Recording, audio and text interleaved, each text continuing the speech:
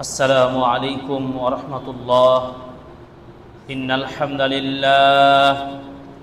الحمد لله نحمده ونستعينه ونستغفره ونؤمن به ونتوكل عليه ونعوذ بالله من شرور أنفسنا ومن سيئات أعمالنا.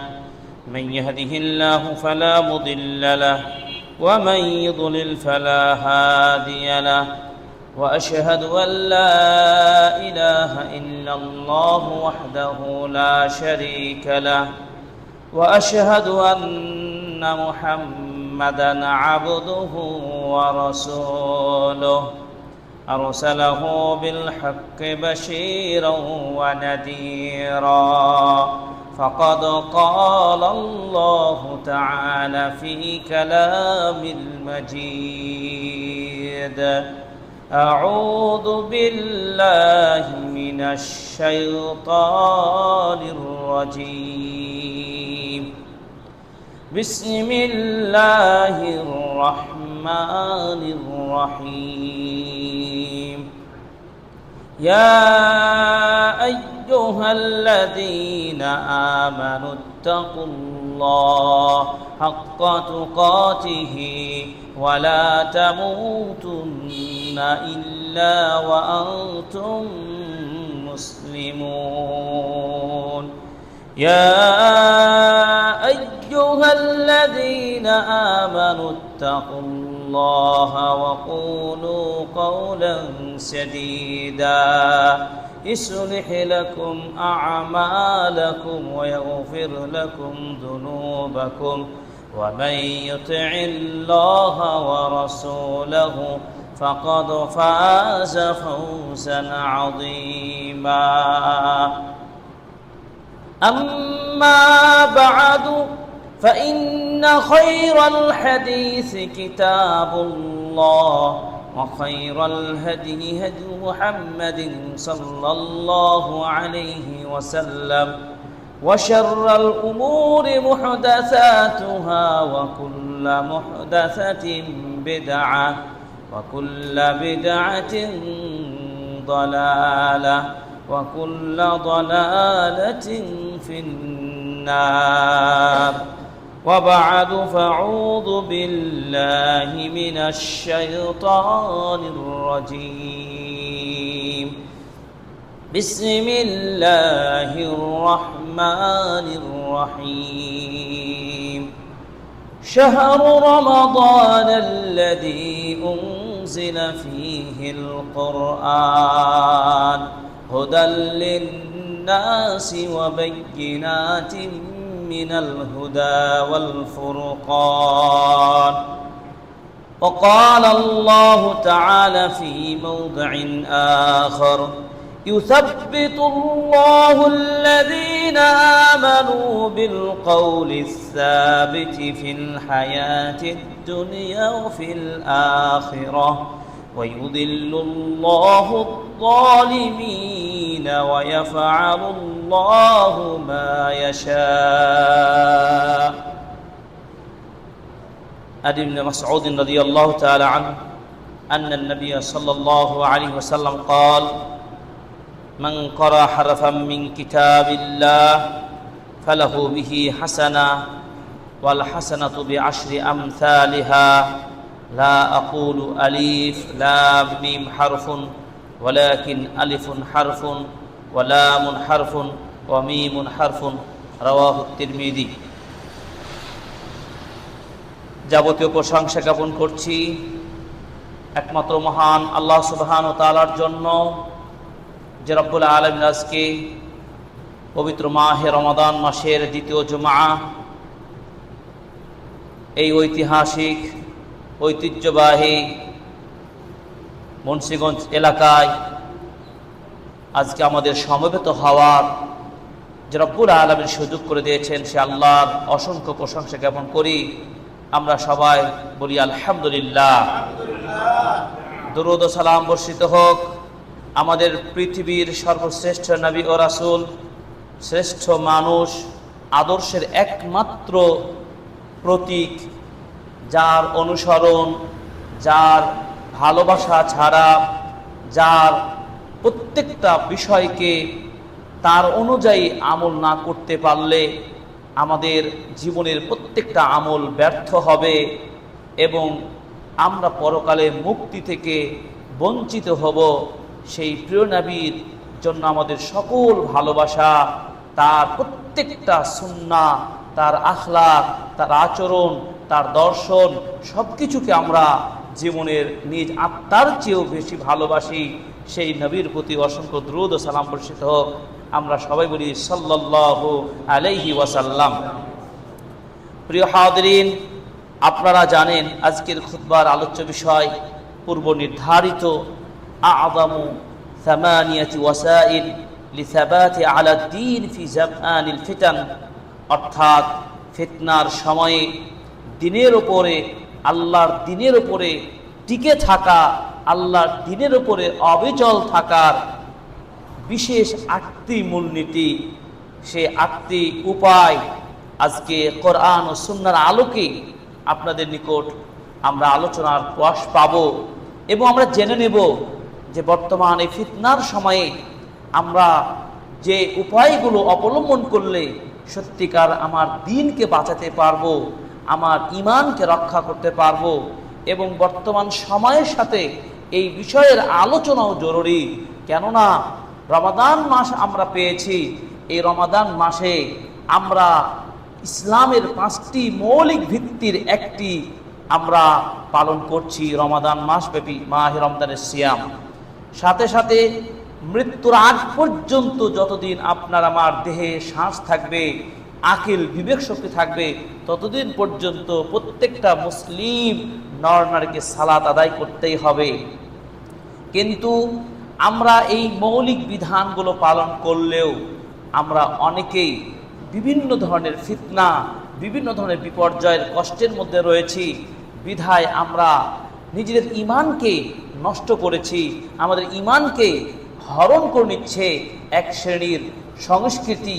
এবং ইসলামের কিছু কিছু বিষয় আমরা পালন করলেও আমাদের অনেক বিষয়গুলোকে আমাদের উপরে, আমাদের জীবনের উপর দিয়ে কুরবানি দিয়ে চলে যাচ্ছে। এই মুহূর্তে আমি আপনি কিভাবে দ্বীনের উপরে টিকে থাকতে পারি, কিভাবে আমাদের ঈমানকে সুদৃঢ়ভাবে, শক্তভাবে নিজেকে আল্লাহর দ্বীনের উপরে টিকে রাখতে পারি, সেই বিষয়গুলোকে আমাদের জানা এবং সেই অনুযায়ী আমাদের জীবনকে সাজিয়ে চলা, এটি ঈমানি দায়িত্ব। রমাদান মাস অত্যন্ত গুরুত্বপূর্ণ মাস। এই মাসের সবচেয়ে বড় মর্যাদা, সম্মান আমরা পেয়েছি। এই মাসে যেমন রমাদানের সিয়াম আল্লাহ তাআলা ফরজ করেছেন, তেমনইভাবে এই মাসে আল্লাহ কোরআন অবতীর্ণ করেছেন, সুবহানাল্লাহ। এবং আর কয়েকদিন পরেই কিন্তু আমরা পাবো রমাদানের শেষ দশকে চলে আসব, যেই শেষ দশকে কোরআন লাইলাতুল কদর রাত্রিতে আল্লাহ নাজিল করেছেন। সেই রাতের ফজিলত বলতে গিয়ে নবীজি বললেন যে আল্লাহ তাআলা বলছেন যে 1000 মাসের চেয়ে উত্তম। অতএব আমরা এই রমাদানের প্রতিটি মুহূর্তকে আমরা খুব সতর্কতার সাথে আমরা অতিবাহিত করব। প্রতিটি মুহূর্তে যেন আমাদের জীবনের কল্যাণ আনে এবং আমরা যেন পাপ মুক্ত হতে পারি। আল্লাহ তাআলা যেন আমাদের ক্ষমা করেন। আমাদের যারা অসুস্থ, আল্লাহ তাদেরকে সুস্থ দান করেন। দেখুন, রমাদান আমাদের জন্য বড় নিয়ামত। রমাদান আমাদের জীবনের সবচেয়ে বড় নিয়ামত। আপনি চিন্তা করতে পারেন, আপনি রমাদান আগেও তো মারা যেতে পারতেন, আপনার প্রতিবেশীর মৃত্যু হয়েছে, কিন্তু আপনি আল্লাহর রহমতে বেঁচে গেছেন। আল্লাহ আপনার সুযোগ দিয়েছেন। রমাদান পাওয়া মানে আপনার জীবনকে নতুনভাবে সাজার সুযোগ পেয়ে যাওয়া। বলুন আলহামদুলিল্লাহ। অতএব এই রমাদানের প্রতিটি মুহূর্তকে আমরা খুব গুরুত্বের সাথে, আমলের সাথে অতিবাহিত করবো ইনশাআল্লাহ। আমরা খুতবার ভূমিকা লম্বা না করে আপনাদের মূল বিষয়ে চলে যাব যে বর্তমান ফিতনা যে চলছে, সামগ্রিক ফিতনা, আপনার পারিবারিক, সামাজিক, রাষ্ট্রীয়, অর্থনৈতিক জীবনযাপন, ধর্মীয়, রাষ্ট্রীয়, আন্তর্জাতিক সকল ক্ষেত্রে, রাজনীতি বলেন, সব ক্ষেত্রেই আজকে দেখবেন দ্বীনকে সবাই খাটো করতে চায়। কি করতে চায়? দ্বীন আগে পালন করতে চায় না। মুখে দ্বীন কিন্তু অন্তরে দ্বীন নাই। মুখে মুসলিম কিন্তু আমলে মুসলিম না। কেন এটা হচ্ছে? আমাদের প্রকৃতপক্ষে ঈমানি শক্তিটা আমাদের নড়বড়ে হয়ে গেছে, দুর্বল হয়ে গেছে। এই জন্য নবীজি সাল্লাল্লাহু আলাইহি ওয়াসাল্লাম বলেছেন, হে পৃথিবীর মানুষ, তোমাদের কাপড়গুলো যেমন ময়লা হয়ে দুর্বল হয়ে যায়, তোমাদের হৃদয়ের মাঝে অন্তরগুলো তেমন দুর্বল হয়ে যায়। এই দুর্বল ঈমানকে আগে আপডেট করতে হবে, শক্তিশালী করতে হবে, সাজাতে হবে, তাহলে তো আমাদেরকে কেউ দুর্বল করতে পারবে না।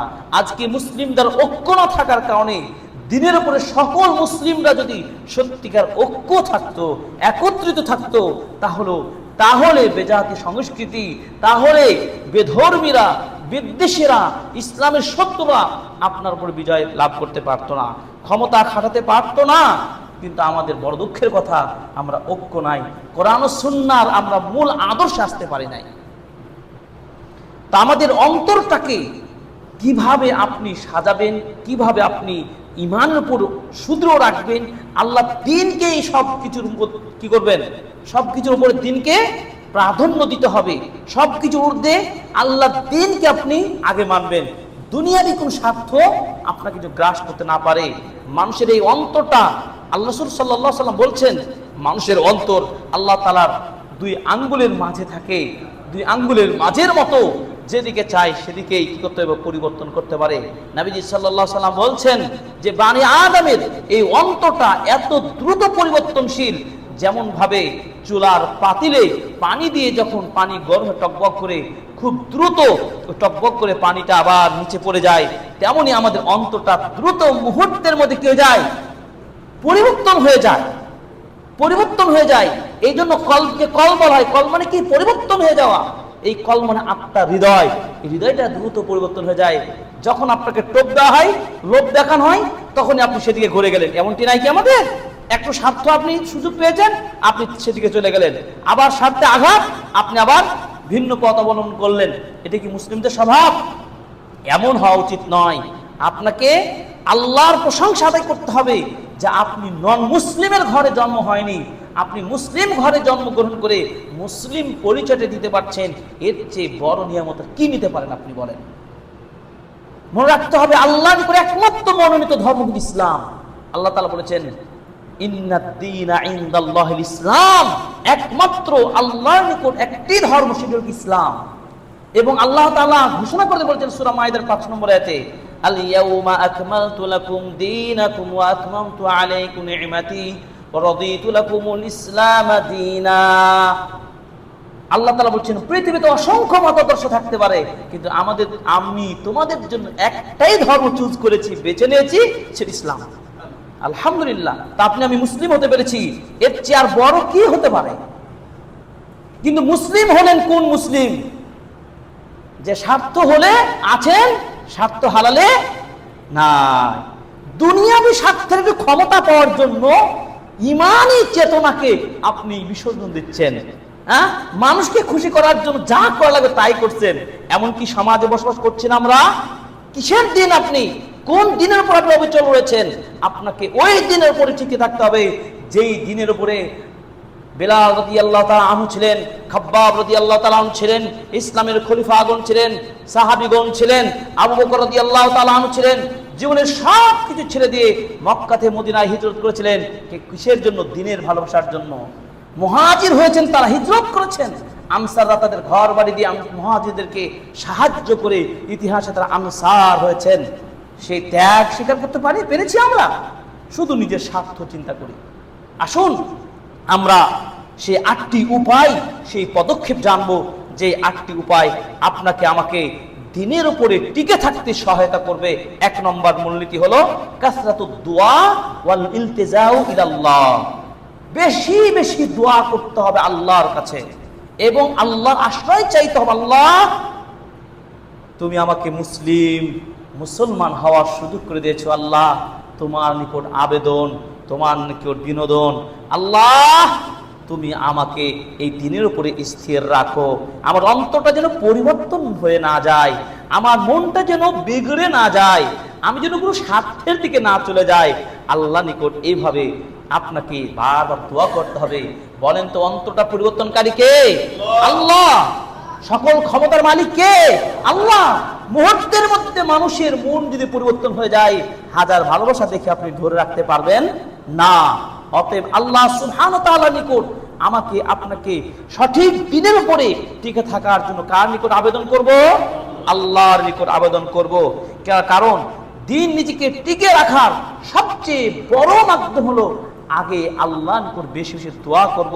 আমান সাদাকা মা আল্লাহি, যে ব্যক্তি সত্যতার সাথে একনিষ্ঠতার সাথে আল্লাহর অভিমুখী হবে, আল্লাহর নিকট প্রার্থনা করবে, আল্লাহর নিকট আবেদন জানাবে, আল্লাহ তাকে হেফাজত করবেন, তার দ্বীনে রক্ষা করবেন এবং তাকে হেদায়েতের উপরে রাখবেন। এই জন্য আল্লাহ তাআলা বলছেন সূরা ইব্রাহিমের 27 নম্বর আয়াতে আল্লাহ পাক বলছেন, ইউসাব্বিতুল্লাহুল্লাযীনা আমানু বিল কওলিস সাবিতি ফিল হায়াতিদ দুনিয়া ওয়া ফিল আখিরাহ ওয়া ইউযিল্লুল্লাহুয যালিমিনা ওয়া ইয়াফআলুল্লাহু মা ইয়াশা। আল্লাহ রাব্বুল আলামিন বললেন কি?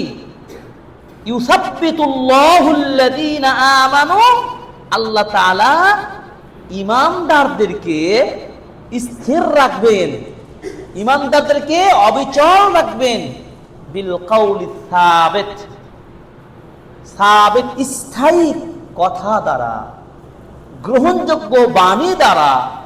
গ্রহণযোগ্য বাণী কি? আল্লাহর দ্বীনের বাণী, লা ইলাহা ইল্লাল্লাহ।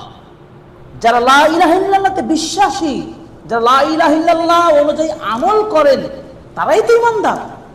এই ঈমানদারদেরকে আল্লাহ তাআলা কি করবেন? স্থির রাখবেন, নড়বড়ে করে দিবেন না। ফিদ দুনিয়া ওয়া ফিল আখিরা, দুনিয়াতেও এবং পরকালেও। ফিল হায়াতিদ দুনিয়া ওয়াল আখিরা ওয়া ফিল আখিরা, দুনিয়ার জীবনে এবং পরকালে আল্লাহ আপনাকে কি করবেন? দ্বীনের উপরে টিকে রাখবেন। আর দ্বীনের উপর টিকে থাকলে তো আপনি কি হবেন? মুক্তি পাবেন, নাজাত পাবেন।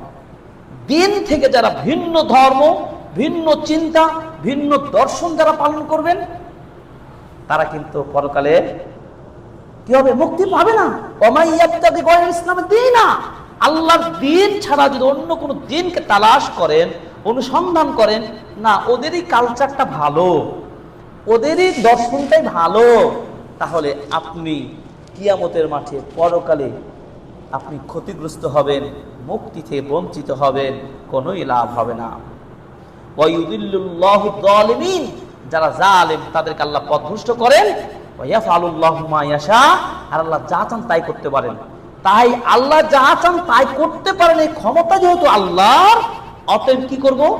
আল্লাহ নিকট আমি দোয়া করব, আল্লাহ যেন আমাকে, আমি যে কালেমাতে বিশ্বাসী সেই কালেমার উপর যেন আল্লাহ যেন আমাকে স্থির রাখেন, আল্লাহ যেন সেই কালেমার উপর আমাকে টিকিয়ে রাখেন। এই জন্য নবীজি সাল্লাল্লাহু আলাইহি সাল্লাম বেশি বেশি দোয়া করতেন। কোন দোয়াটা করতেন? ইয়া মুকাল্লিবাল কুলুব সাব্বিত কলবি আলা দীনিক, হে আল্লাহ, হে অন্তরের পরিবর্তনকারী আল্লাহ, আপনি আমাকে তোমার দ্বীনের উপরে স্থির রাখুন। বলেন, আমাদের নবীর চাইতে বেশি দ্বীনদার আমরা কি? আমাদের নবীজি এইভাবে দোয়া করতেন দ্বীনের উপরে টিকে থাকার জন্য। আমি আপনি কয়বার আল্লাহর নিকট দোয়া করি বলেন তো? আমরা দোয়া করি না। তাহলে আমাদেরকে আল্লাহর দ্বীনের উপরে যদি আমরা টিকে থাকতে চাই, সর্বপ্রথম অস্ত্র মুমিনদের কি? আল্লাহর নিকট দোয়া করতে হবে। আপনি একা একাই আল্লাহর জিকির করুন, আল্লাহকে স্মরণ করুন। আপনি যদি আল্লাহকে স্মরণ করেন, আল্লাহ আপনাকে স্মরণ করবেন। অতএব আল্লাহ রাব্বুল আলামিন বলেন, ফাযকুরুনি আযকুরুকুম, হে মানুষ তোমরা যদি আমাকে স্মরণ করো, আমি তোমাদের স্মরণ করব। তাহলে বিপদ থেকে বাঁচার মালিক কে? আল্লাহ। নবীজি এভাবে দোয়া করতেন।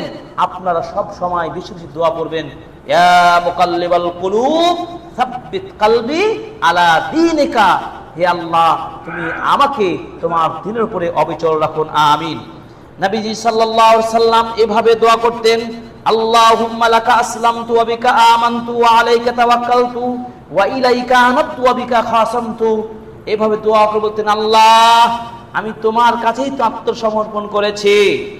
আল্লাহুম্মা লাকা আসলামতু, আল্লাহ তোমার কাছে আত্মসমর্পণ করেছি, ওয়াবিকা আমানতু আল্লাহ তোমার প্রতি ঈমান এনেছি, ওয়া আলাইকা তাওয়াক্কালতু আল্লাহ তোমার উপরে আমি ভরসা করেছি, ওয়া ইলাইকা আনাবতু আল্লাহ তোমার দিকে অভিমুখী হয়েছি, ওয়াবিকা খাসামতু তোমার অনুযায়ী আমি ফয়সালা দিয়েছি, আউযু বিইজ্জাতিকা আল্লাহ তোমার সম্মানের আশ্রয় চেয়ে বলছি, লা ইলাহা ইল্লা আনতা আল্লাহ তুমি ছাড়া সত্যকার কোনো মাবুদ নাই।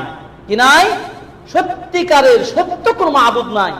লা ইলাহা ইল্লাল্লাহ মানে বলবেন কি? আল্লাহ ছাড়া সত্য কোনো মাবুদ নাই। আল্লাহ আনতা যিল্লানি ফা আনতাল হাইয়ুল্লাযী লা ইয়ামুত আল্লাহ তুমি চিরঞ্জীব চিরস্থায়ী, ওয়ালাকিন ওয়াল জিন্নু ওয়াল ইনসু ইয়ামুতুন মানুষ জিন এগুলো মরে যাবে, কিন্তু আল্লাহ তুমি তোমার মৃত্যু নাই। এইজন্য আল্লাহকে বলা হয় আল্লাহু লা ইলাহা ইল্লা হুয়াল হাইয়ুল কাইয়্যুম। সত্য কোনো মাবুদ নেই, তিনি চিরঞ্জীব চিরস্থায়ী। সেই মহান রবের কাছে আমরা আত্মসমর্পণ করেছি, করি নাই? আমরা মুসলিম না? মুসলিম মানে কি? আত্মসমর্পণকারী। ভরসা করি কার উপরে? আমরা আল্লাহর উপরে। কার দিকে ফিরে যাব আমরা? আল্লাহর দিকে। তাহলে সেই আল্লাহর নিকট আমরা দোয়া করব, সে আল্লাহর নিকটে আমরা চাইব আল্লাহ আমাদেরকে অবিচল রাখুন তোমার দ্বীনের উপরে। এই জন্য রাসূল সাল্লাল্লাহু আলাইহি ওয়াসাল্লাম এইভাবে উপদেশ দিয়ে বলেছেন, যখন কোন মানুষ বাড়ি থেকে বের হবে তখনও কিন্তু আল্লাহর দ্বীনের উপর যেন টিকে থাকতে পারেন, রাস্তাতে বাইরে যেন আপনাকে কেউ দ্বীন থেকে বিমুখ করতে না পারে, এজন্য আপনি এই দোয়াটা বাড়িতে বের হওয়ার সময় দোয়াটি করবেন, আল্লাহুম্মা ইন্নী আউযু বিকা আন আযিল্লা আও উযাল্লা আও আযিল্লা আও উযাল্লা আও আযলিমা আও উযলামা আও আজহালা আও ইজহালা। এই দোয়াটা করবেন। এর মানে কি? আল্লাহ আমি তোমার কাছে আশ্রয় চাচ্ছি, আল্লাহ তুমি আমাকে পথভ্রষ্ট করো না, আমি যেন কারো দ্বারা পথভ্রষ্ট না হই, আমি যেন বিচ্যুতি না হই, আমার দ্বারা কাউকে বিচ্যুতি যেন করা না হয়, অথবা আমি যেন আমার প্রতি জুলুম না করা হয়, অথবা আমি কারোর প্রতি জুলুম না করি, অথবা আমাকে কেউ মূর্খ ভাবুক, অথবা আমার দ্বারা কাউকে মূর্খ করা হোক, আল্লাহ এই কাজগুলো যেন না হয়। তার মানে কি? আল্লাহর কাছে আপনি বাড়ি থেকে বের হয়ে যদি এই দোয়াটি পড়তে থাকেন, তাহলে আপনি কার কাছে দোয়া করে বের হলেন? আল্লাহর কাছে।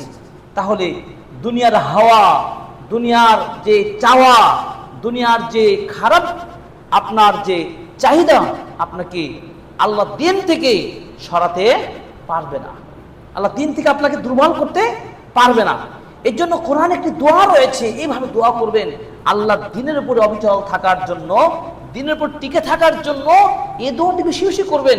আল্লাহ পাক বলছেন, রব্বানা লা তুযিগ কুলুবানা বা'দা ইয হাদাইতানা ওয়া হাব লানা মিন লাদুনকা রাহমাতান ইন্নাকা আনতাল ওয়াহ্হাব।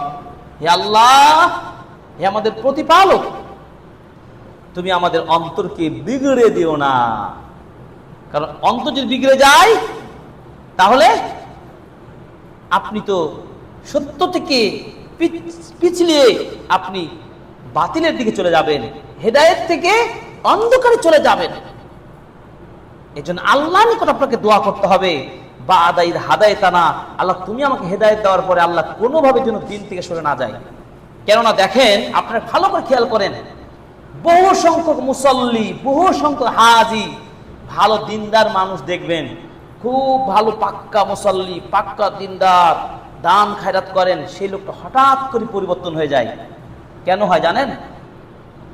আল্লাহ তাকে হেদায়েত দিয়েছিলেন, কিন্তু আল্লাহ তাআলা তার আচরণে, তার কথা ও কাজে ইখলাস না থাকার কারণে, দিনের সাথে না মিশার কারণে, আলেম ওলামাদের সাথে না উঠা বসার করার কারণে, কোরআন ও সুন্নাহ না পড়ার কারণে, কোরআনের সাথে না থাকার কারণে, দিনের পথে না থাকার কারণে আস্তে আস্তে সে কি হয়ে যাচ্ছে?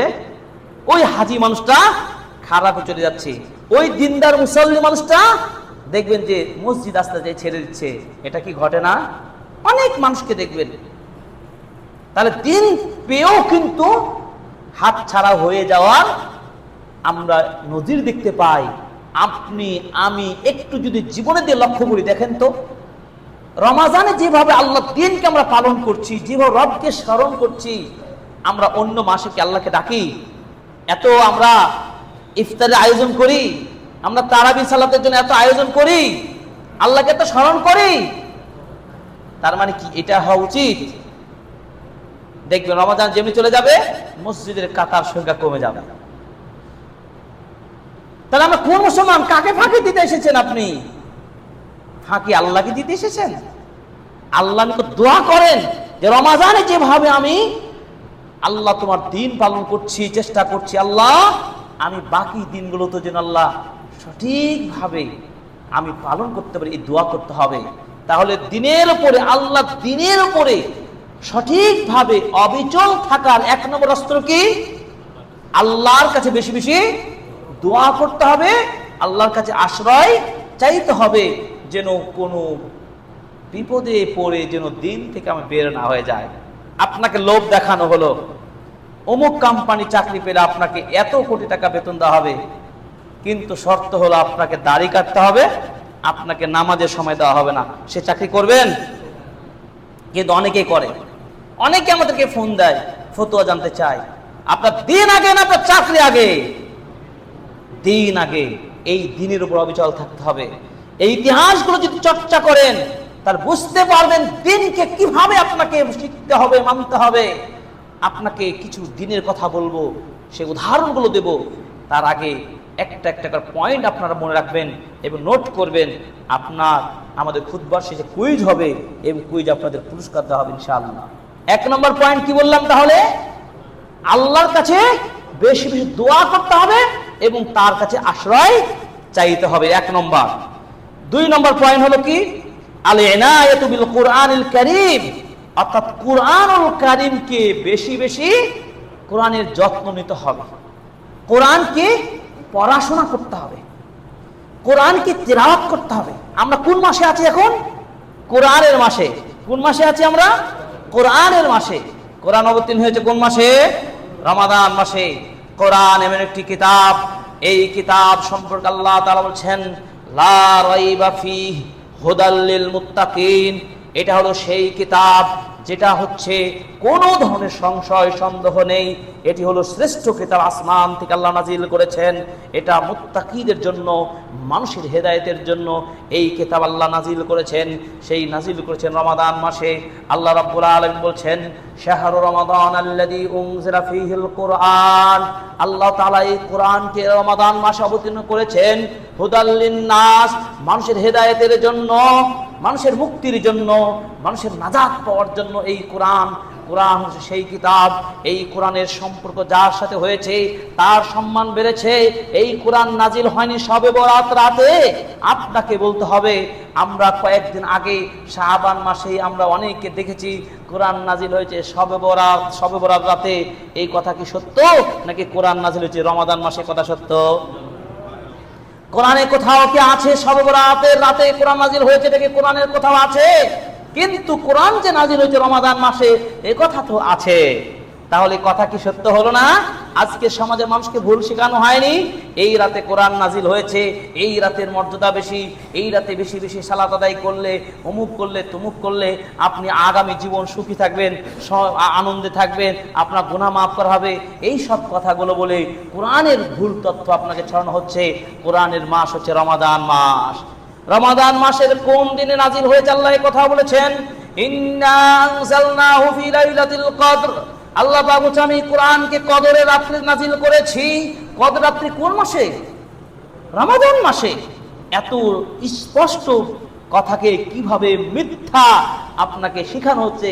কোরআন নাজিল হয়েছে লাইলাতুল বারাআ এবং মুক্তির রজনীতে, শবে বরাত রাতে। এটি মিথ্যা কথা নয়, ভ্রান্ত কথা। তো দিনের উপরের দিকে থাকতে হলে 2 নম্বর মূলনীতি কি বললাম? কোরআনের সাথে থাকতে হবে। কোরআনের মাসে কোরআনের সাথে থাকতে হবে। এর জন্য আমার একটা ক্লাস হয়, প্রতিদিনই ক্লাস হয়। কোরআনের মাসে কোরআনের সাথে পুরো কোরআনের সারমর্ম, কোন সূরায় কোন বিষয়ে আলোচনা হয়েছে, কোন আয়াতে কি বিষয়ে আলোচনা আছে, এই একটা সামগ্রিক কোরআনের একটা ধারণা দেওয়ার জন্য প্রত্যেকদিন একটা অনলাইন আমরা ক্লাস নিয়ে থাকি। কেন? কোরআনের মাসে আমাদের সাথে কোরআনের সাথে থাকতে হবে। কারণ কোরআন যখন নাজিল হলো, কোরআন তেলাওয়াত করলো, এই কোরআনের অমেয় বাণী তেলাওয়াত শোনার জন্য কাফেররাও পর্যন্ত নবীজির তেলাওয়াত শুনতে আসলো। কি সুমধুর বাণী, আল্লাহু আকবার। এই কোরআন মানুষকে মুক্তির পথ দেখায়। এই কোরআন মানুষকে সঠিক পথে নিয়ে যাবে। এই কোরআনকে যদি আপনি না মানতে পারেন, আপনি কখনো দ্বীন চিনতে পারবেন না। আল্লাহ রাব্বুল আলামিন এই কোরআন সম্পর্কে বলেছেন কি, সূরা বানী ইসরাঈলের 9 নম্বর আয়াতে আল্লাহ পাক বলছেন, ইন্না হাদাল কুরআনা ইয়াহদি লিল্লাতী হিয়া আকওয়াম ويبشر المؤمنين الذين يعملون الصالحات أن لهم أجرا كبيرا إن هذا القرآن নিশ্চয় এই কোরআন, যেই কোরআন আমি আপনি তেলাওয়াত করছি, ইয়াহদি লিল্লাতী হিয়া আকওয়াম, সেই রাস্তায় দেখায় যেটা স্থির, গ্রহণযোগ্য পথ, নাজাতের পথ, সেই রাস্তা দেখাবে কোরআন। শুধু তাই নয়, ওয়ায়ুবাশশিরুল মুমিনিনা আল্লাযীনা ইয়া'মালুনাস সালিহাত, আর যে মুমিনরা সৎ আমল করবে, নামাজ পড়া, সালাত রাখা, সিয়াম পালন করা, হজ করা, যাকাত আদায় করা, এবার যত ভালো কাজ রয়েছে, এই কাজগুলো যদি কোরআনের আইনগুলো যদি মানুষ মানে, আল্লাহ তাআলা বলছেন তাদের প্রাইজটা হচ্ছে আন্না লাহুম আজরান কাবীরা, তাদের জন্য বড় প্রাইজ আল্লাহর নিকট রয়েছে। বলুন সুবহানাল্লাহ। কোরআনের সাথে থাকতে হবে। এই কোরআনের মর্যাদা চিন্তা করুন, কোরআনের সাথে যাদের সম্পর্ক হয়েছে তাদের সম্মান, তার সম্মান বেড়ে গেছে। দেখুন, ফেরেশতাদের মধ্যে সবচেয়ে শীর্ষ পর্যায়ের ফেরেশতার নাম কি? জিবরাইল আমিন। জিবরাইল আলাইহিস সালাতু সালাম কোরআন আল্লাহর নিকট থেকে ওহী নিয়ে আসার কারণে সকল ফেরেশতাদের মধ্যে ফেরেশতার সম্মান বেশি না? এই কোরআন কার উপর নাজিল করেছেন? নবী মুহাম্মদ সাল্লাল্লাহু আলাইহি সাল্লামের উপরে। তাই কোরআন যেই নবীর উপর নাজিল হলো, সেই নবীর সম্মান মর্যাদা পৃথিবীর সকল নবী রাসূলের উপরে শ্রেষ্ঠ হয় নাই? হয়েছে। এই কোরআন কোন উম্মার উপর নাজিল হয়েছে? উম্মতে মুহাম্মদে, আমাদের উপরে আর নাজিল হয়েছে আমাদের উম্মার উপরে। এই উম্মার মর্যাদা কোরআনের কারণে বেড়ে গেছে সকল উম্মার উপরে। বলে সুবহানাল্লাহ। এই কোরআন কোন মাসে নাজিল হয়েছে? রমাদান মাসে। এই রমাদান মাসে নাজিল হওয়ার কারণে রমাদান মাসের মর্যাদা বেড়ে যায়নি? বেড়ে গেছে। এই কোরআন কোন রাতে নাজিল হয়েছে? লাইলাতুল কদরে। এই লাইলাতুল কদরের মর্যাদা বেড়ে যায়নি? তাহলে 5টি বিষয় বললাম আপনাকে। কোরআনের সাথে সম্পর্ক যার হয়েছে তার সম্মান মর্যাদা আল্লাহ বাড়িয়ে দিয়েছে। সুবহানাল্লাহ। আজকে আমরা কোরআন পড়ি না, দিন চিনি না। দিনের উপর থাকবেন কিভাবে? যে সময় কোরআন তেলাওয়াতের কথা, সে সময় আপনি ঘুমাচ্ছেন। যে সময় কোরআন নিয়ে গল্প করার কথা, সে সময় আপনি দুনিয়াবি রাজনীতি নিয়ে আপনি ব্যস্ত, তাই না? অথচ আল্লাহ তাআলা কি বলছেন? মানুষের উচিত যেন কোরআনের সাথে থাকা, যত পারেন। আজকে একটাই খুতবা শুনে যান, একটা আমল যদি শিখতে পারেন, আমি মনে করি আপনি দিন থেকে আপনাকে কেউ পৃথক করতে পারবে না, আপনার ঈমানকে কেউ ছিনে নিতে পারবে না। একটাই হলো কাজ, কি বলবেন?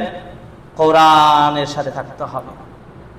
বেশি বেশি কোরআন তেলাওয়াত করেন, কিন্তু কোরআনটা বুঝে বুঝে পড়ার চেষ্টা করেন। আমি কয়েকটা দলিল দেব, শুধু শুনে যান আর বুঝে যান। وقال الرسول يا ربي إن قوم اتخذوا هذا القرآن مهجورا। এমন যেন না হয় যে নবীজি যেন আল্লাহর নিকট এভাবে যেন বললেন, আল্লাহ আমার কওমের লোকেরা কোরআনকে পরিত্যক্ত করেছে, কোরআনের সাথে সংস্পর্শ আসে নাই। আমরা কয়জন কোরআন পড়েছি আজকে? আমরা কতটুকু কোরআন পড়েছি রমাদান মাসে? যে মাসে কোরআন অবতীর্ণ হয়েছে, কয়বার খতম দিয়েছি? আপনি চিন্তা করতে পারেন? কোরআন, যে কোরআনের কথা বলছে একটি হাদিস, আজকের খুতবা একটি হাদিস আপনি মনে করে যাবেন, হাদিস নম্বর সহ। এই রমাদান মাসে আল্লাহ বান্দার সওয়াবকে 10 থেকে 700 গুণ বাড়িয়ে দেন। কত গুণ? 10 থেকে 700 গুণ বাড়িয়ে দেন। সওয়াব অর্জনের মাস। আপনি যদি মুসলিম হয়ে থাকেন, অবশ্যই আপনি কোরআন শিখবেন এবং কোরআন পড়বেন এবং বুঝবেন।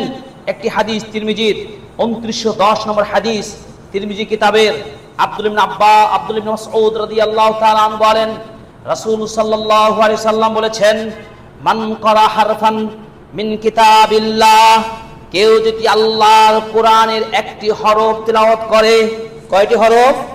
একটি হরফ যদি তেলাওয়াত করে, রাসূল সাল্লাল্লাহু আলাইহি ওয়াসাল্লাম বলেছেন ফালাউ হাসানা, তার জন্য রয়েছে একটা হাসানা।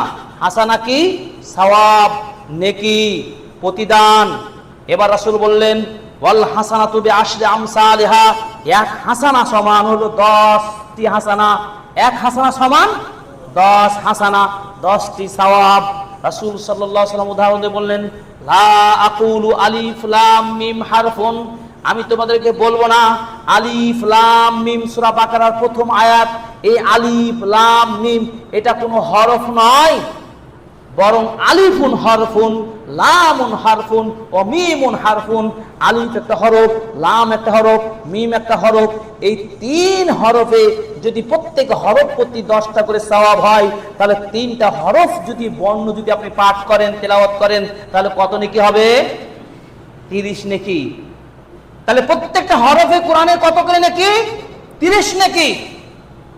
এবার চিন্তা করে দেখুন তো, একটু ভেবে দেখুন তো, পুরো কোরআনে কতটি হরফ লেটার আছে?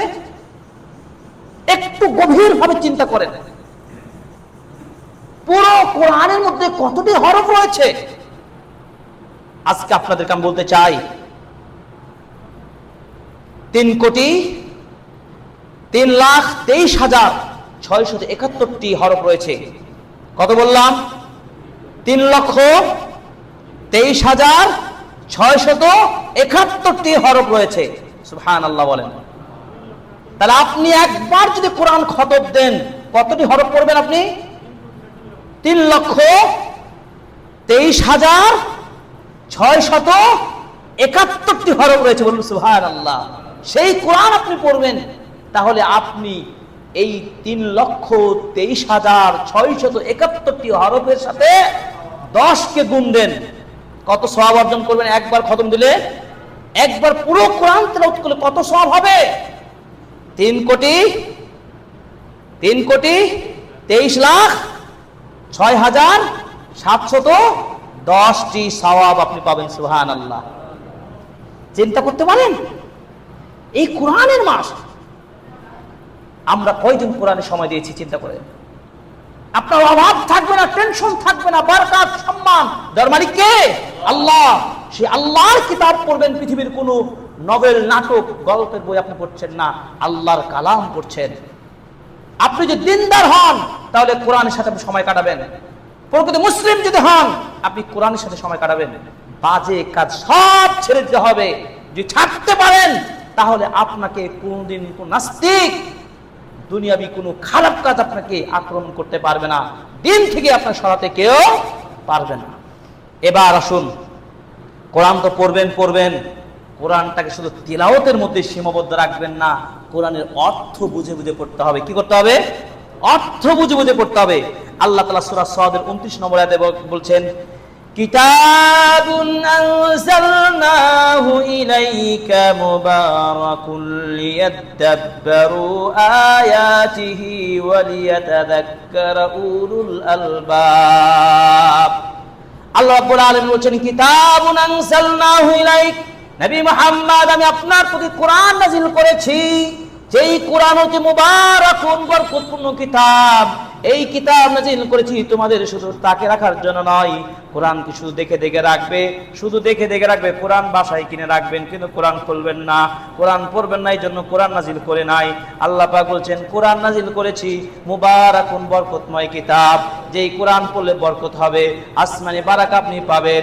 যেই কোরআন পড়লে আপনার ক্ষতি নাই, কোরআন পড়লে আপনি বারাকা পাবেন। এই কোরআনের আপনি প্রত্যেকটা হরফে 10টি নেকি পাবেন। এই জন্য আল্লাহ কোরআন বলছেন লিয়াদাব্বারু আয়াতিহি।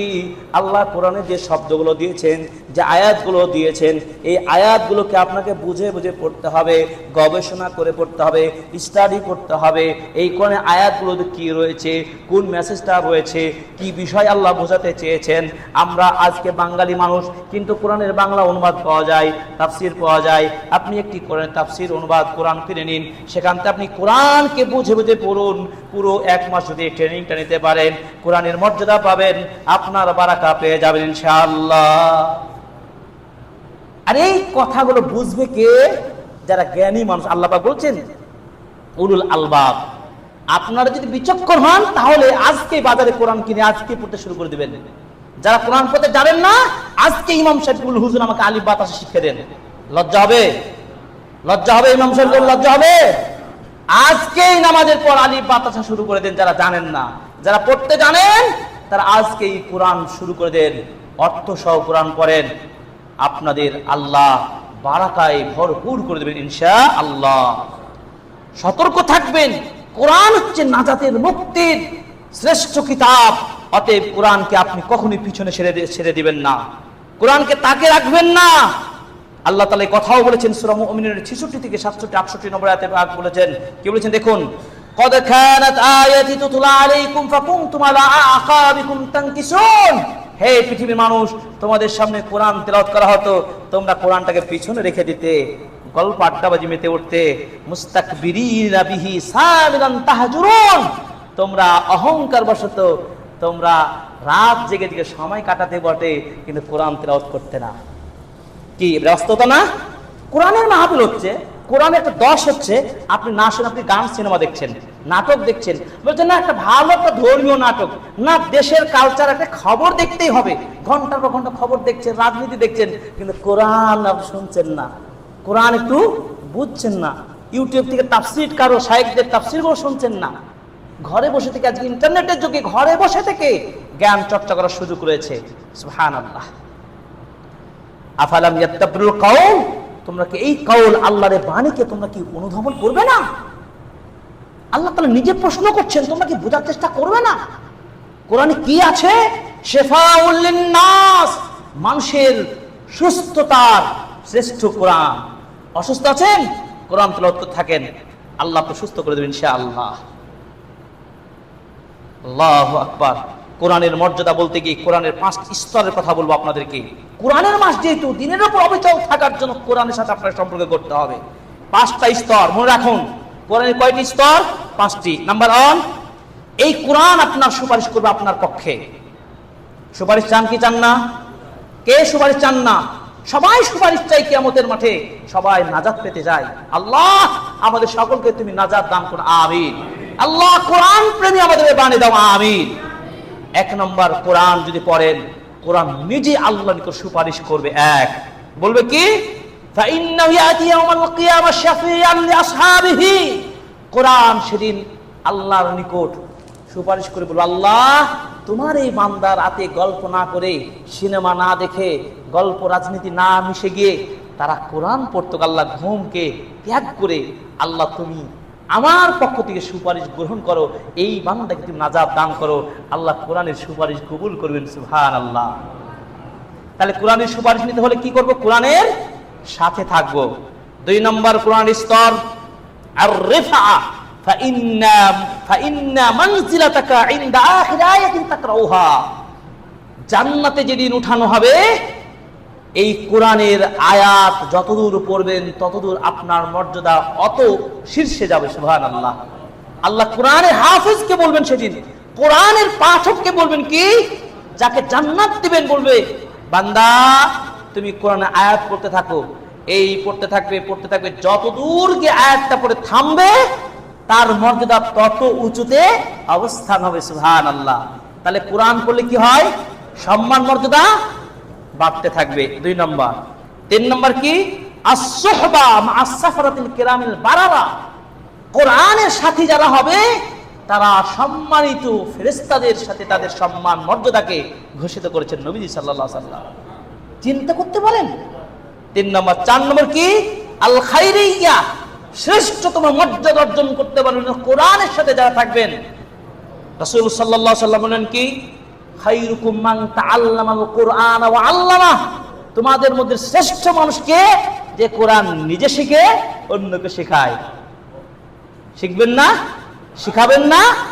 শ্রেষ্ঠ মানুষ সেই কোরআন যে নিজে শিখে অন্যকে শেখায়। পৃথিবীর আর কোন পেশা আছে বলেন তো? ফিজিক্স, কেমিস্ট্রি, ম্যাথ, বায়োলজি যা বলেন, জিওগ্রাফি বলেন তো এটা শিখালে শ্রেষ্ঠ মানুষ হবে? কিন্তু কোরআন এই মর্যাদা দিয়েছেন। 5 নম্বর কি?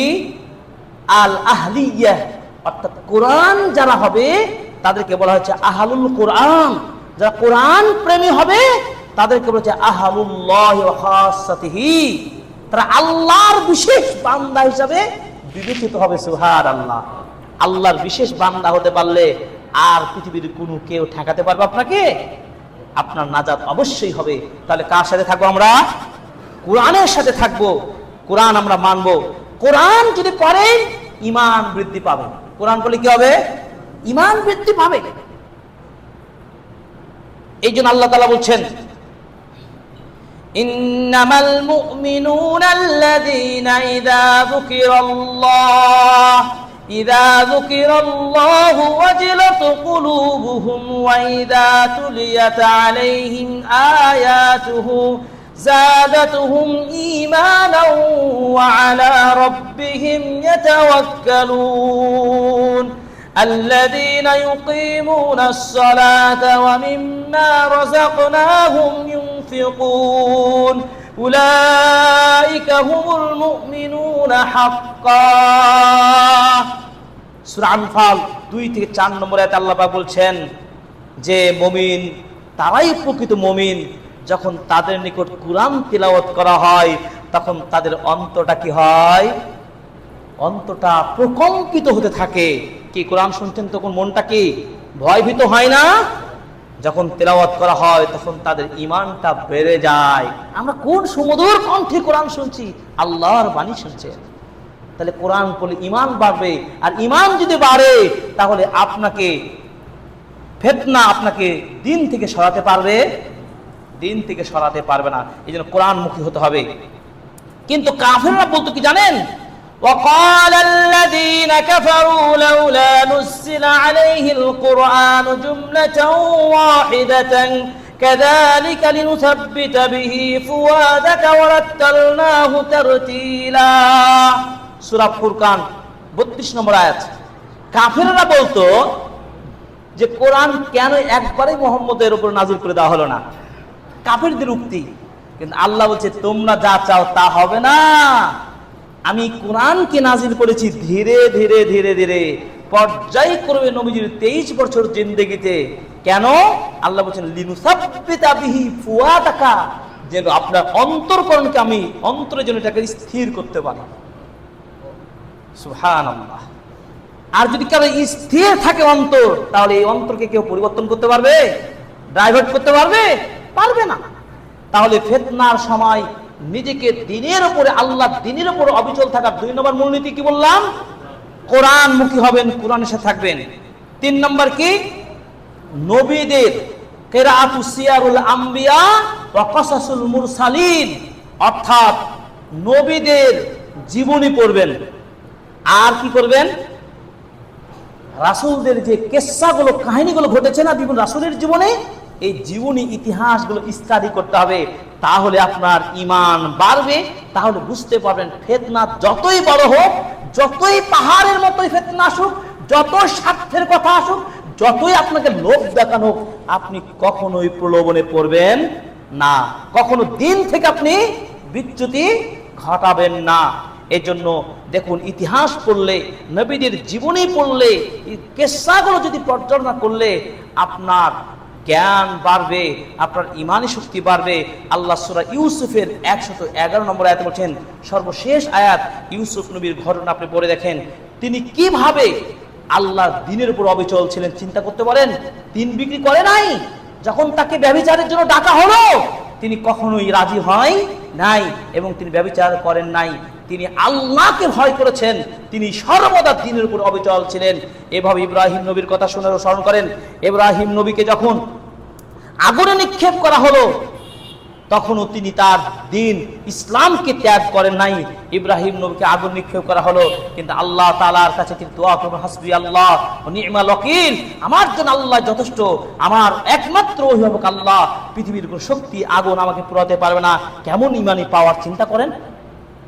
ইয়া নারু, আল্লাহ তাআলা আগুনকে ডাক দিয়ে বললেন, কুনি সালামা ওয়া বারদাও, হে আগুন তুমি ঠান্ডা শীতল হয়ে যাও আমার ইব্রাহিমের প্রতি। চিন্তা করতে বলেন, ঈমানে কি জজবা। কোনদিন এভাবে মনে রাখতে হবে। মূসা নবীর ঘটনা মনে করেন, মূসা আলাইহিস সালাম যখন ওই জাদুকর, ওই ফেরাউনের সামনে যখন সাপের খেলা শুরু হলো, তখন মুসা লাঠি সাপ হয়ে গেল, তাদের সব শেষ করে দিল। তখনও মুসা নবী তবু তার দিন, তার এই আশ্চর্য দেখে অনেকে সিজদায় পড়ে গিয়ে ইসলাম গ্রহণ করেছেন, তারা দিন থেকে ফিরে আসে নাই। এটাই হলো ইসলাম, এটাই হলো আপনার নবীদের জীবনী ইতিহাসগুলো পড়তে হবে, এভাবে আপনাকে বুঝতে হবে। আল্লাহ তাআলা আমাদেরকে সেই ঈমান দান করুন, আমিন।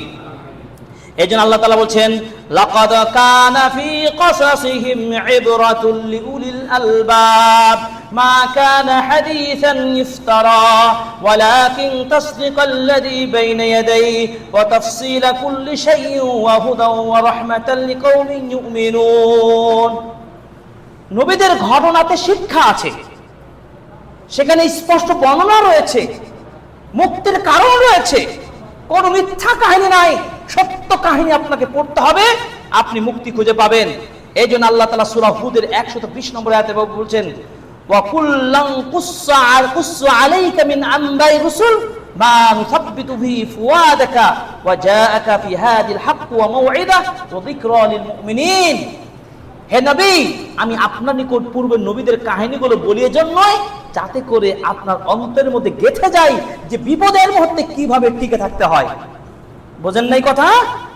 নবীদের কাহিনীগুলো পড়লে, সাহাবীদের কাহিনীগুলো পড়লে কি হবে? ইমামদের ইতিহাস যদি জানেন, আপনি জানেন আহমদ বিন হাম্বাল পৃথিবীর সবচেয়ে বড় মুহাদ্দিস ছিলেন। ইমাম আহমদ বিন হাম্বাল, তিনি তাকে কোরআন যে সৃষ্ট এ কথা সে সময়ের শাসক তাকে বাধ্য করেছিলেন যে বলো তুমি কোরআন হলো মানুষের সৃষ্টি। এ কথা তাকে মানানোর জন্য সর্বোচ্চ শাস্তি তাকে প্রয়োগ করা হয়েছিল তাকে। তারপরও ইমাম আহমদ বিন হাম্বাল কোরআন যে সৃষ্টি মানুষের তৈরি এ কথা স্বীকার করেননি। এখান থেকে কি বুঝতে হবে আমাদেরকে? বাতিলের কাছে কোনোদিন কোনোভাবে মাথা নত করা চলবে না। তাদের জেল হোক, ফাঁসি হোক, যা হোক, আপনি হকের ওপরে সর্বদা থাকবেন, হক তালাশ করবেন, এটাই হচ্ছে ঈমান।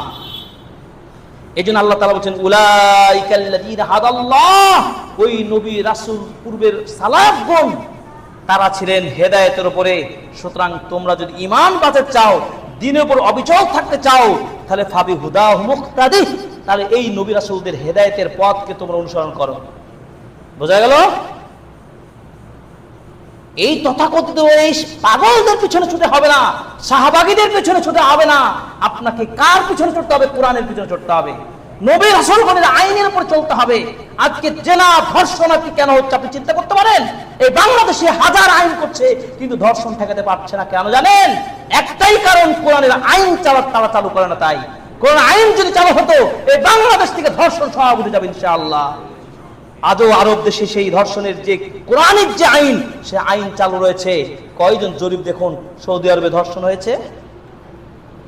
আপনি ধর্ষণ ঠেকাতে চান, যতই আপনি আইন করুন, আপনি বাংলাদেশের এই ধরনের পরিবেশ সৃষ্টি করতে পারবেন না। কোরআনের আইন চালু করেন, পারবেন না, একবারে আস্তে আস্তে করেন, ধীরে ধীরে করেন, কিন্তু কোরআনকে পিছনে রেখে না। আজকে যতগুলো রাজনৈতিক দর্শন এসেছে, দল এসেছে, প্রত্যেকে একই চিন্তাধারা লালন করে। তারা চিন্তা করে কিভাবে ক্ষমতায় টিকবো, কিভাবে আমরা পশ্চিমা দেশগুলোকে খুশি করাতে পারবো, হিন্দুদেরকে খুশি করাতে পারবো, নিজের গদি ঠিক রাখতে পারবো। ঠিক কিনা বলেন? আল্লাহ আমাদেরকে, দেশের মানুষকে, নাগরিক সমাজ, শিক্ষিত সর্বস্তরের মানুষকে আমরা বলবো, আসেন কোরআনের সাথে আসেন, স্বাধীন বাংলাদেশে কোরআনের শিক্ষা চালু করেন, ইসলামী শিক্ষা চালু করেন, ইসলামী শিক্ষা প্রতিষ্ঠানগুলোকে আপনারা বড় করেন, তাদের পাশে দাঁড়ান। এই সমাজ থেকে সব ধরনের কুসংস্কার দূর করতে হলে কোরআন ও সুন্নাহ আপনাকে বাস্তবায়ন করতে হবে। কোরআন সুন্নাহ অনুযায়ী জ্ঞান অর্জন করে সমাজকে বাঁচাতে হবে। এই যে রাসূল সাল্লাল্লাহু আলাইহি সাল্লামের আদর্শকে গ্রহণ না করতে পারেন, মুক্তি পাবেন না, আপনি লাঞ্ছিত হবেন, আপনি ক্ষতিগ্রস্ত হবেন। আল্লাহ তাআলা বলছেন সূরা আহজাব 21 নম্বর আয়াতে বলছেন, লাকাদ কানা লাকুম ফি রাসূলিল্লাহি উসওয়াতুন হাসানাহ, অবশ্যই তোমাদের জন্য উত্তম আদর্শ রয়েছে কার মধ্যে? রাসূলের মধ্যে। আপনার নামাজ বলেন, কুরবানি বলেন, সব ইবাদত কার মতো করবেন? আপনি রাসূলের মতো করবেন। রাসূল সাল্লাল্লাহু আলাইহি সাল্লামের মতো যদি না করেন, আপনার আমল গ্রহণযোগ্য হবে না। জানেন তো আমরা মুসলিম, আমাদের প্রিয়, সবচেয়ে প্রিয় মানুষটা কে? আমাদের নবী। এই জন্য নবী সাল্লাল্লাহু আলাইহি ওয়াসাল্লামের পূর্ণ অনুসরণ করতে হবে। এই জন্য আল্লাহ তাআলা সূরা আলে ইমরানের 30-31 নম্বর আয়াতে বলছেন, কুল ইন কুনতুম তুহিব্বুনাল্লাহ ফাত্তাবিউনি ইউহিব্বুকুমুল্লাহ। তোমরা যদি আল্লাহর ভালোবাসা পেতে চাও তাহলে নবী সাল্লাল্লাহু আলাইহি ওয়াসাল্লামের পূর্ণ অনুসরণ করতে হবে। নবী সাল্লাল্লাহু আলাইহি ওয়াসাল্লাম বলেছেন, আমি চলে গেলাম, তারাকতু ফীকুম আমরাইন, তোমাদের মাঝে দুইটা বস্তু রেখে গেলাম, আমি দুনিয়া থেকে বিদায় নেব, কিন্তু তোমাদের মাঝে দুইটা বস্তু রেখে গেলাম, যতদিন তোমরা দুইটা বস্তুকে শক্ত করে আঁকড়ে ধরে থাকবে, স্টাডি করবে, ততদিন তোমরা পথভ্রষ্ট হবে না। পথভ্রষ্ট না হওয়ার মূলনীতি কি? কোরআন এবং সুন্নাহ। শুধু কোরআন মানবে না, হাদিস মানবেন না, তাহলে কিন্তু হবে না। কারণ কোরআনকে ব্যাখ্যা করেছে কে? নবী সাল্লাল্লাহু আলাইহি ওয়াসাল্লামের হাদিস দিয়ে। অতএব কোরআন এবং সুন্নাহকে দুইটাকে সমানভাবে রেখে আপনি কোরআন পড়ুন, কোরআনকে ব্যাখ্যা বোঝার জন্য হাদিস পড়ুন, এই দুইটাকে ধারণ করুন, তাহলে নাজাত মিলবে। কোনো মাযহাবী কোনো মানুষের মতাদর্শ, আমার কথা আমি সুন্দর বললাম, এই কথা শুনে লাভ নাই, ইমাম সাহেব ভালো কথা বলে এটা বড় বড় কথা নাই, ইমাম সাহেবের কথা, আমার কথা, অমুকের কথা যদি কোরআন হাদিসের সাথে মিলে তাহলে আমরা মানবো। কোরআন হাদিসের সাথে মিল নাই, আপনি যত বড় নেতা হন আপনার কথা মানব না। আমার নবীর কথার সাথে মিল থাকতে হবে, ঠিক কিনা? আল্লাহ তাআলা আমাদের ইত্তেবা সুন্নাহ রাসূলের পূর্ণ অনুসরণ করতে তৌফিক দান করুন, আমিন। 4 নম্বর মূলনীতি হলো কি? ফিতনার সময় দিনের উপর অবিচল থাকা 4 নম্বর মূলনীতি হলো যে মুহাসাবাতুন নফস, নিজের নফসের হিসাব নিকাশ করবেন। কতটুকু ভালো কাজ করলাম আজকে, হিসাব নিকাশ। দোকানদার হয়তো ঠিকই হিসাব নিকাশ করেন, বছরে মাসে কতটুকু আয় ব্যয় সব হিসাব রাখতে পারেন, কোম্পানির আয় ব্যয় হিসাব করতে পারেন, আপনি প্রত্যেকদিন হিসাব রাখতে পারেন, কিন্তু নিজের হিসাব কে রাখবে? নিজের হিসাব নিজেকে করতে হবে। আর কি করতে হবে? আপনি মনে রাখতে হবে আপনাকে একদিন পুনরায় আল্লাহ পুনর্জীবিত করবেন এবং আল্লাহর কাজ গড়ায় দাঁড়িয়ে আপনাকে হিসাব দিতে হবে সময়ের। পারবেন? এই কথা আপনাকে নিজের নফসের আপনি হিসাব নিতে হবে, তাহলে দিনের উপর অবিচল থাকতে পারবেন, ফিতনা আপনাকে দুর্বল করতে পারবে না।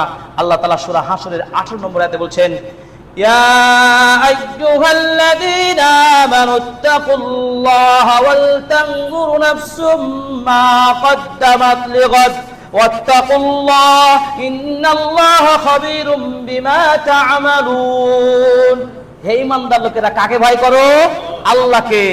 আর চিন্তা করে দেখো আগামী দিনের জন্য তুমি কি কি পাঠিয়েছো আল্লাহর দরবারে, মানে কোন কোন আমল করেছেন আপনি চিন্তা করে দেখেন, হিসাব করে দেখেন। কারণ মনে রাখতে হবে, কাইফা তাকফুরুনা বিল্লাহি ওয়া কুনতুম আমওয়াতান ফাআহইয়াকুম সুম্মা ইউমীতুকুম সুম্মা ইউহয়ীকুম সুম্মা ইলাইহি তুরজাউন। কিভাবে তোমরা আল্লাহকে অস্বীকার করতে পারো? তোমরা মৃত ছিলে, তোমাদের জীবন দান করেন কে? আল্লাহ। আবার তিনি মৃত্যু দেবেন, আবার তার নিকটে ফিরিয়ে নিয়ে যাবেন। এটি সত্য নয়? তাহলে হিসাব, নিজের হিসাব ঠিক রাখতে হবে। এই ফিতনার সময় বাঁচতে হলে আপনি হিসাব নিকাশ করে চলতে হবে, নাকি আপনি যেখানে সেখানে পা দিবেন? ভালো মন্দ বাছাই যাচাই করবেন না? খাবার ক্রয় করতে যাচ্ছেন, পোশাক কিনতে যাচ্ছেন, তখন ঠিকই তো ভালো কোনটা, কোনটা হাই কোয়ালিটি, কোনটা মিডল কোয়ালিটি বাছাই করছেন, আপনি সেই এই দিকে চিন্তা করবেন। এই কোরআনের পক্ষে যদি থাকেন, হিসাব নিকাশ করে চলেন, তাহলে কিয়ামতের মাঠে আপনি আমলনামাটা ডান হাতে পাবেন। فَأَمَّا مَنْ أُوتِيَ كِتَابَهُ بِيَمِينِهِ فَيَقُولُ هَاؤُمُ اقْرَءُوا كِتَابِيَهْ إِنِّي ظَنَنْتُ أَنِّي مُلَاقٍ حِسَابِيَهْ فَهُوَ فِي عِيشَةٍ رَاضِيَةٍ। সেদিন কত সুখের খবর, আপনার আমলনামাটা ডান হাতে পাবেন, আনন্দে চলবেন। আল্লাহ তাআলা আমাদেরকে কিয়ামতের মাঠে ডান হাতে আমল পাওয়ার তৌফিক দান করুন, আমিন। 5 নম্বর মূলনীতি হলো কি? শয়তানকে শত্রু হিসেবে মানবেন। শয়তানকে বন্ধু করা যাবে না, কোনোভাবে করা যাবে না। এই হলো দিনের উপরে টিকে থাকার। 6 নম্বর হলো কি? যে আপনি সর্বদা ভালো সাথীর সঙ্গ নেবেন। কার? ভালো সাথী, বন্ধু। আর মন্দ বন্ধুকে পরিহার করবেন। ভালো মানুষ আপনার ভালো দিকে নিয়ে যাবে, মন্দ মানুষ আপনার মন্দ দিকে নিয়ে যাবে। তাহলে আপনি নাজাত পেতে চান, দিনের উপর টিকতে চান, কাকে বন্ধ করবেন? দিনদার মানুষকে বন্ধ করবেন। 7 নম্বর কি? আপনি দিনের আমলগুলো পালন করে সংগ্রাম করবেন। ফরজ ইবাদত, নফল ইবাদত, সুন্নাত, এই আমলগুলো করার প্রতি কি করে থাকবেন? অ্যাক্টিভ থাকবেন, সংগ্রাম চালাবেন। 7 নম্বর পয়েন্ট। 8 নম্বর পয়েন্ট হলো, সর্বশেষ পয়েন্ট হলো, দিনের উপর অবিচল থাকার সর্বশেষ পয়েন্ট হলো কি? জ্ঞান অর্জন করার পথে লেগে থাকবেন। মুরব্বী হয়ে গেছেন, বয়স হয়ে গেছে, মনে করেন যে আমার বয়স নাই, না, মৃত্যুর আগ পর্যন্ত জ্ঞান অর্জনের পথ বন্ধ হয়নি। রাসূল সাল্লাল্লাহু আলাইহি ওয়াসাল্লাম বলেছেন, মাইয়ুরিদুল্লাহু বিখাইরি ফাকহু ফিদ্দীন, আল্লাহ যার কল্যাণ চান তাকেই দ্বীনের জ্ঞান দান করেন। আপনি পাননি মানে আপনি হতভাগা। আর হতভাগা হবেন না কেন? আপনি চেষ্টাই করেন না, চেষ্টা করেন আপনি। আল্লাহ রাসূল বলছেন, যে ব্যক্তি জ্ঞান অর্জনের জন্য বাড়ি থেকে বের হয়ে গেল, আল্লাহ তাআলা তার জান্নাতের রাস্তা সহজ করে দিল। সুবহানাল্লাহ। কি জ্ঞান অর্জন করতে বের হবেন না? শুধু স্কুলে গেলেই হবে, মাদ্রাসায় গেলে হবে?